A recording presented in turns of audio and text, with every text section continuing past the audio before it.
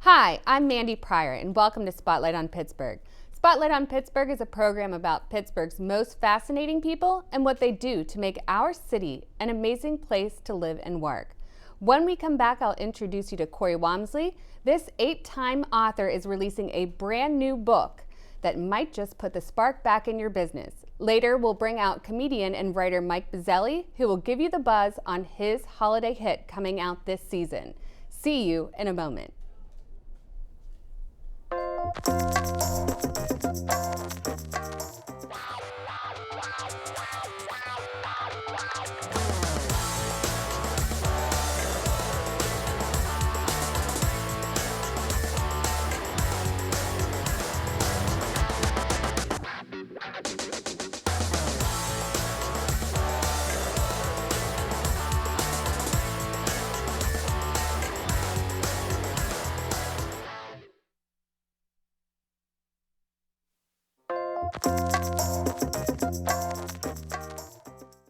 Hi, thanks so much for coming back. Right now we have Cori Wamsley on. Hi, Cori. Hi, Mandy. Thanks so much for coming on today. Thank you for having me on. So, Cori has a new book out, but before we get started on that, we're going to talk to Cori. Tell us a little bit about yourself, some of your background and some of your inspiration. Okay, so I help people who have businesses write books for their businesses so they can get a huge impact and draw more people to their brand. When somebody writes a book, it helps people connect with them a little bit more. It helps them understand their story and what they're all about, and they can use it for so many different things. And that's really my passion, is getting people to get more visibility and be able to spread their big message. And so is it just business books, or do you help with all kinds of books? I focus mostly on business books because it's a completely different process between business and fiction books. And so, who is your typical client? Who's looking to write a business book? A lot of coaches or speakers, they want business books because they want to attract people back to their offers. They want to get more speaking gigs, get on more podcasts, all of that kind of stuff. And when someone writes a book for their business, it makes them an instant expert. Instant expert, I like that. Yeah. Maybe I'll have to write a book. And so you've helped other businesses before. And can you tell me a little bit about some of the things that you've worked on? So I've actually helped a lot of people write books in the last couple of years, and some of the successes that have come out of that have been just amazing. For example, my client Stacy Rasky, she came out with a book in July, and she has just seen phenomenal results from her book. It's called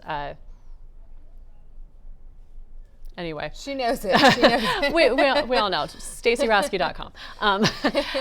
But her book has been able to help her get booked on more podcasts. She's actually been able to team up with other experts and do events.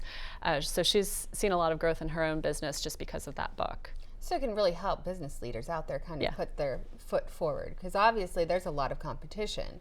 Yes. And so, what is the process of writing a business book? What is it about?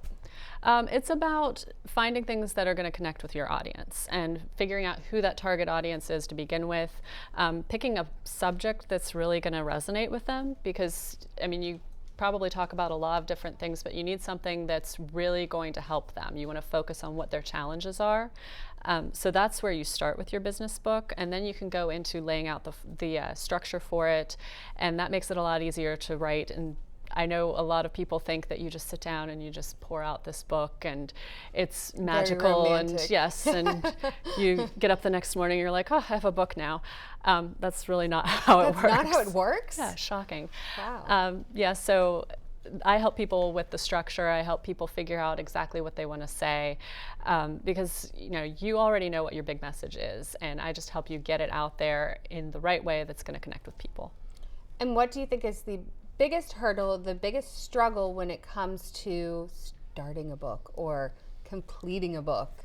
I think there are actually several, but one of the bigger ones tends to be that people don't feel like they're ready for it. They know they want to do it, so they kind of waver on it. I've had people come to me and say, I've been working on a book for 10 years. I've been working on a book for 20 years. That would be me. And and it doesn't have to take that long. Once you figure out okay, I'm going to be helping people with this. They really need to hear this stuff. They really need to find out my story. They really need my processes. Then once you're focusing on that instead of all the stuff going on in your head, then it helps a lot to get that book out. And so you're kind of like a business book coach almost. You're helping them go through the process. You're keeping them accountable, and helping to finish their product. And then you actually know what to do with it, which is part of the process in itself. And so you have a new book. How many times have you been published? This is my 8th book. 8th book, I thought so. What other books have you completed? I mean, I know you've done different genres as well, which is always, you love writing, obviously. Yeah, well, my first books were 4 in a series of middle grade fantasy, which is, think Harry Potter. So I wrote those first. I went on to write a women's literature book, maybe chick lit, however you want to categorize it. I love it.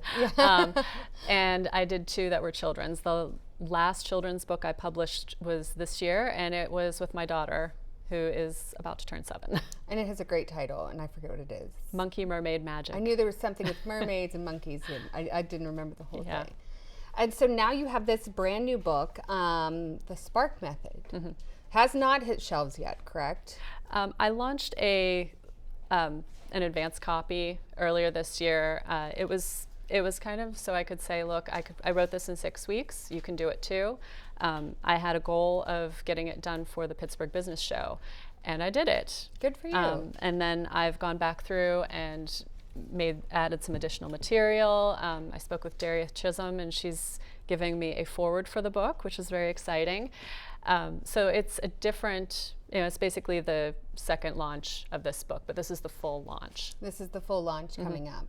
And so don't give the secrets away, but give me a little synopsis about what the book's about and what you hope that, business writers or people who have always wanted to write a book to achieve their goals, what they can do to use it for your methods. Okay, so I explain a little bit about what the Spark Method is. So let me just touch on that. You do have to show the book. Oh, okay. Too. Let's see if I can hold it up here. So I basically provide the structure, the essence, spark, and you bring everything else, the purpose, the audience, the resources, and the knowledge, because you already have all of that stuff. And I'm using the book to provide that structure for you and kind of explain what you need to do within each chapter, what you need to do in an introduction, how to lay out a book, basically everything you need to know to actually write the book. That's great. And so what motivated you to write a business book? Well, since I help people write business books, I thought it made sense to have one myself. And then I also wanted to have something that, for people who weren't quite ready, or everybody's different. Some people are like, I'm jumping right in. It's kind of like like dipping your toe in the water a little bit. Yeah. So, and so you wrote your book 6 weeks? Yes. How many hours would you say a book would take? Obviously everybody's different, but on average, if they're reading this book and they're getting motivated, how quickly can you do it? Do you think most people could do it in 6 weeks? I think it's possible for anybody who has any sort of materials already written. So I went back through and was looking at stuff that I already had done, and I pulled a few of those things. And that's how I actually kind of developed the spine for the book, was just little pieces I had already written. And then I went back through and added in other things that I knew were going to be really important to the process.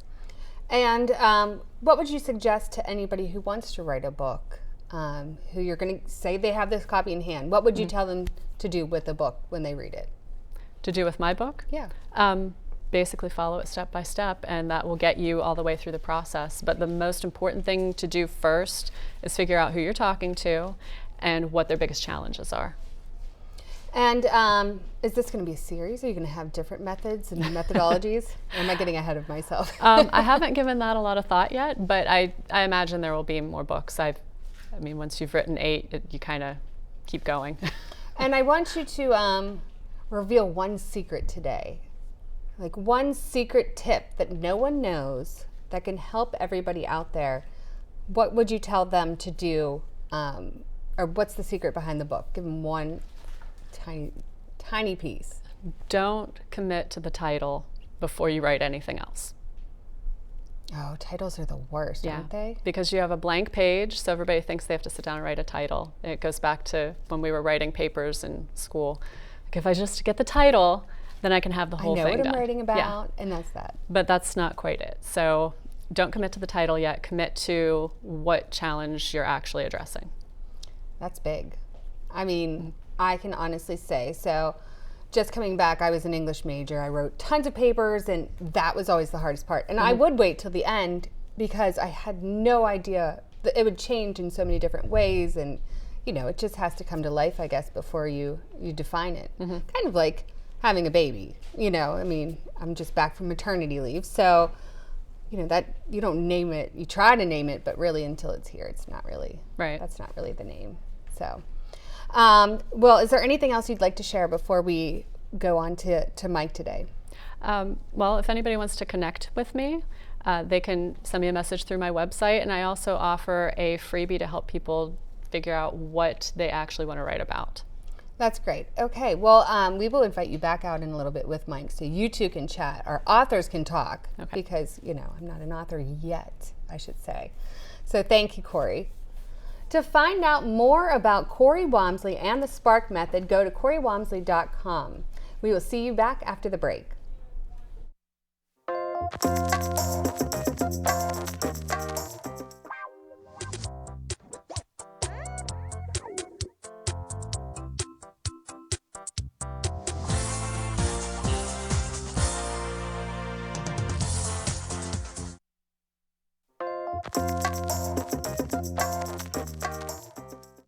Hi, thanks so much for coming back to Spotlight on Pittsburgh. Thanks so much to Cori Wamsley. We have Michael Buzzelli here now. I'm so excited. Hey.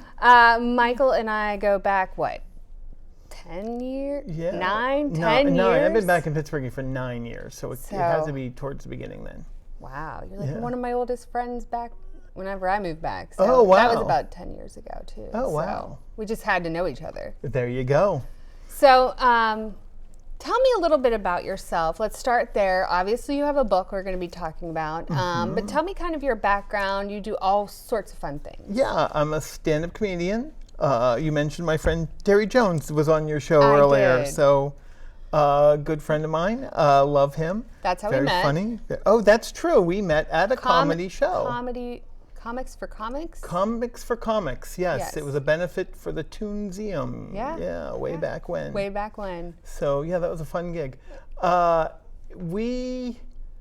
I do stand-up comedy. I've been a writer. I've been writing a column for the Observer Reporter. It's a humor column. I write it. It's on a bi-weekly basis, so every other week. My column shows up Mondays at the paper. And I find something funny to write about every 2 weeks. With a world so drab out there, it's hard to find humor, that's why they need me. That's why the world needs me, because if you listen to the news too much, you can. We take a funny perspective of the world and just personal events and things that happen to me. Really, I always say, it's very boring to call up AAA and say, I have a flat tire. It's much more fun to call up AAA and say, I have 3 perfectly good working tires right now. Something happened to the other one. Yeah, I'm exactly. Not sure right. That's so true. It's just perspective. It's all about perspective. That's what I was going to say. And so what led you, this is kind of a little off topic, but what led you to comedy? That's an interesting question. Now, I was living in Los Angeles, and I was a screenwriter, and I was trying to get screenplays read in LA. And I had a friend that read a screenplay of mine called 30, and she thought it was hilarious. And she said, I want you to pitch the story to me. So I pitched the story, and she said, what you just said was so boring right now. I read the script, and I know it's funnier than what you just said. Yeah. So I had to find a funny way to tell my story quickly to people, right? Not just like the nuts and bolts of it, but the humorous way in which it can come out. So there was a pitch writing class that was $1,000. And there was a comedy writing class that was $300. So thrift led me to comedy. Which is kind of ironic considering comedy in itself. Right. So I took the $300 class because I was like, I'll learn the same thing. I will learn how to say something funny quickly. And I did, and our final class was a performance at the Comedy Store on Sunset Boulevard. And I did that, and the people there kept asking me to come back. So I sort of fell into comedy and rolled into it. And rolled into it. Yes, so. yeah. And now you're writing for the Observer Reporter. You do a whole bunch of other stuff as well. Oh, yeah. Burgh Vivant. Burgh Vivant. Vivant, I'm sorry. Yes, it's a takeoff on Bon Vivant, which, I wanted to name my daughter I didn't have, Vivian, so just right there with me. Oh, okay. You know, I like Max and Fox better. They're good names. But anyway, so Burgh Vivant, I am a theater critic, and I do some stuff over there. I have a play that I've written that's going to be performed December 2nd at City Theater. Just short play, one night, amongst two other plays. So all kinds of things. All kinds of things. I'm dipping my toes in a lot of waters. So now you've authored 2 books, correct? Yes, my first one was Below Average Genius, which was a compilation of my humor columns. So that's great. And then I decided I wanted to break out and go into fiction. I know. So let's pull up this book. Yes, we did. Let's pull this up here. There we go. So we have All I Want for Christmas. Was it the Hallmark movies that have inspired you that yes. People are just sitting in front of their TVs 24 hours a day? Exactly. Because romance, I mean, is this you? I am not like I don't look like a romance writer. You picture somebody with big woman with big hair and fuzzy sweaters and pearls. Diane Keaton. Yeah, yes, okay. But no, I don't look like, but this is a humorous romance book. This is a comedy romance on paper. So I'm hoping that as people read it, they will laugh out loud. And so far, everyone that has told me. I had a woman tell me she was reading on the train in Washington, D.C. and had to stop because people kept looking at her. Because she was laughing too much. So it's quirky and comedic. Yes, exactly. And so what was your motivation? What made you just sit there one day and go, I'm going to put this down on paper, this romantic comedy Christmas story? Well, you know what? I was reading one at Christmas. I get a little nostalgia and wanted to read a book, and there was one called Skipping Christmas by John Grisham.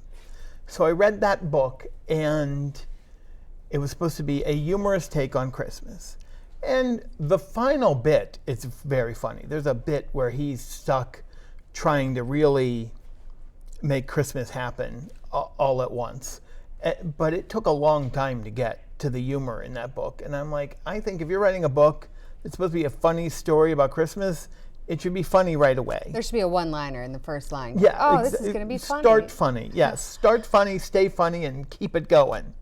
So, not that I'm trying to one-up John Grisham. How could you not? But I decided, I'd go for this, and I really had a great time writing it. And when did it release? Recently. September 24th. Yeah, just in time. Perfect. Stocking stuffer. Mm-hmm. Gift for the man or woman in your life. Yes, $7.75. And very reasonable. Yes. We're waiting for the hardback. It'll be like $29.95.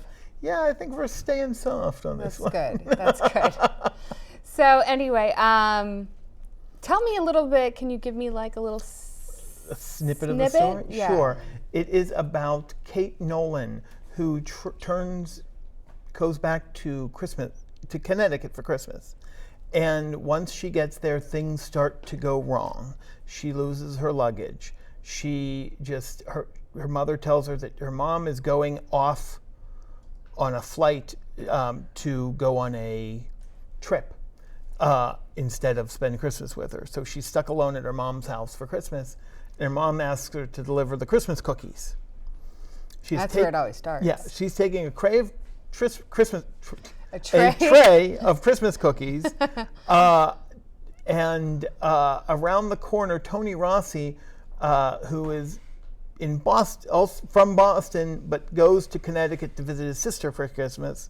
He's dressed in a full Santa suit, and he comes around the corner chasing a dog, and they crash into each other, She loses her front tooth. Oh. But she is now concerned about getting a new tooth for Christmas. Sure. And he is completely smitten with her. But she doesn't know what he looks like because he's in a Santa suit. Oh. And so it goes from there. Well, Santa baby, right? Santa baby. Well, that sounds like a great little book to read over the holidays, if I'm not hoping. before. I mean, Yeah, really on kinda your way up. Yes. You have to almost have Christmas music, a big fire going. So one day screenplay, are we going to see this somewhere? Yes, it was originally written as a screenplay, so I've just sort of flipped it back. Okay, so since you said that, and I know that your mind is always working, very creative mind, who would you cast? I don't know, because there's something interesting that happens here in this book. On the cover, my guy is Tony Rossi. He's an Italian. They put some blonde dude on the cover, so he wouldn't really look like this guy. Well, Okay. I'm Italian. My sons are both you're the Northern whitest, Italian. the Okay. whitest blonde kids you've ever seen. Oh, okay. So we'll get a Northern Italian It's to a, play the role. it's a Northern Italian. But the girl I think looks pretty good. Whoever they got in the cover, whoever the publisher picked. So, That's good, well, yeah. that's great. So hopefully one day we'll be seeing it on the Hallmark Movie Channel. Sweetie, I hope. I know. 25 Days of Christmas, Mike Buzzelli up there. So where can they get a copy of your book? Amazon, BarnesandNoble.com, Kobo, wherever books or and then what's the screen version called? Kindle? Kindle. Yes. Yeah, that's only $2.99. Oh. So if you can. But I love a book. I like a book too. I like know. having it in my hands. Oh, dog-earing it and Yes. spilling water on it. No, I With would an never. actual jog. You can jog ear it with a jog on the cover. And on the back cover, the little Scotty. Oh, I love Scotty dogs. Yeah, my favorite. All right, so I am going to take a little break here. Okay. I'm going to get Cori back out here. Oh, good. She wrote 8 books. I got to catch up. And then you two can discuss being authors, and I can sit here and look back on the 4 books that I half wrote 3 chapters to and Okay. maybe get inspired. Awesome. All right, thanks so much, Mike. Thank you. Log into your Amazon today to snag this holiday hit, as well as wherever else Michael said it would be. We will return with Cori and Mike after the break. Thank you.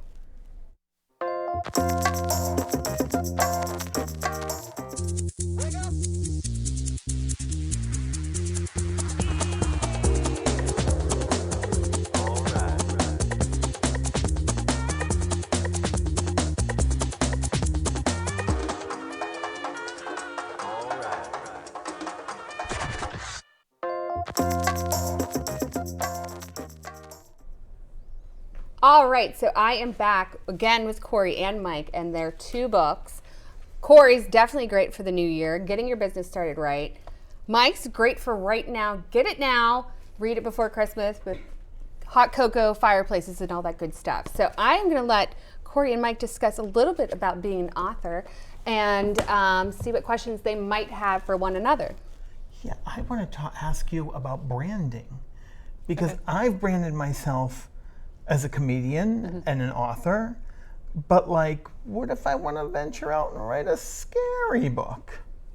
I feel like that would have to be almost a separate business. Oh, and like a different pseudonym or something. You might name. do that. I've written in several genres, and I always write under my name. But Okay.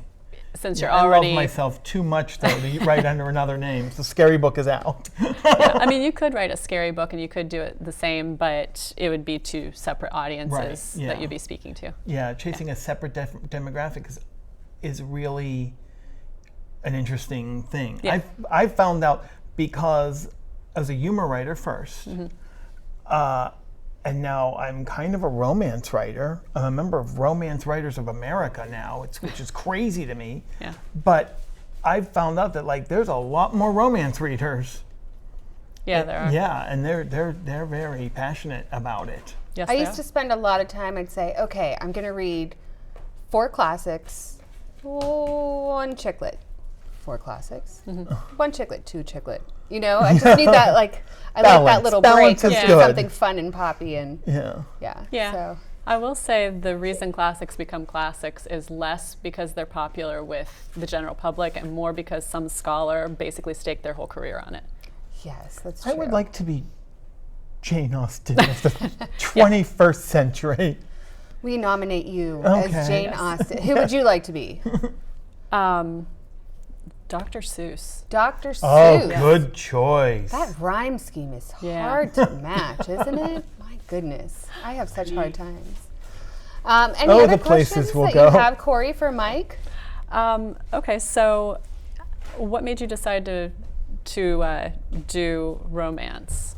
Yeah, you know what? I really just want to do a funny book with a nice, happy ending. Okay. And it just becomes a romance, you know? Yeah. So, and I really like that because, like I said, the world is dark enough. So Yes.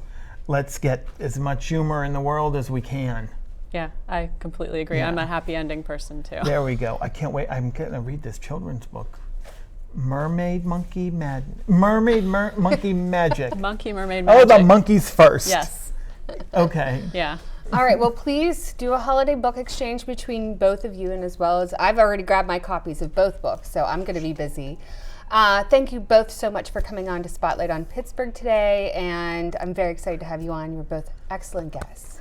Thanks for having thank us. you. You're welcome. Thank you, Cori and Mike, for joining us on this episode of Spotlight on Pittsburgh, and thank you all for watching.